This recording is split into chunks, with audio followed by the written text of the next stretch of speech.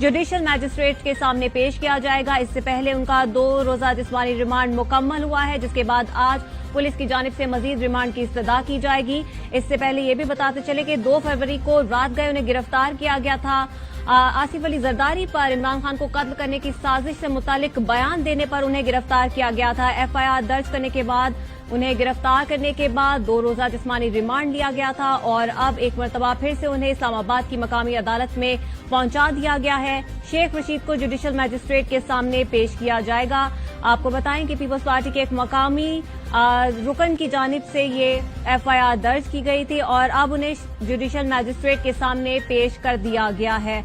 Update कर रहे हैं आपको, शेख रशीद को इस्लामाबाद की मकामी अदालत में पहुंचाने के बाद अब उन्हें जुडिशियल मैजिस्ट्रेट के सामने पेश कर दिया गया है।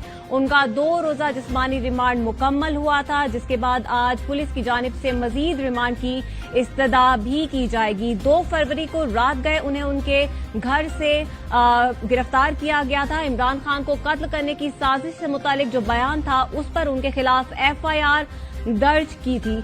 आपको ये भी बताएं कि पुलिस की जानिब से 5 रोजा जिस्मानी रिमांड की इस्तदा कर दी गई है। शेख रशीद को जुडिशियल मैजिस्ट्रेट के सामने पेश किया गया है। इससे पहले शेख रशीद को 2 रोजा जिस्मानी रिमांड पर भेजा गया था। उनका रिमांड मुकम्मल हो गया, जिसके बाद उन्हें मकामी अदालत में जुडिशियल मैजिस्ट्रेट के सामने पेश किया गया, जिसके बाद पुलिस की जानिब से मजीद 5 रोजा जिस्मानी रिमांड की इस्तदा कर दी गई है। आप दे रहे हैं शेख रशीद को इस्लामाबाद की मकामी अदालत में पहुंचा दिया गया है।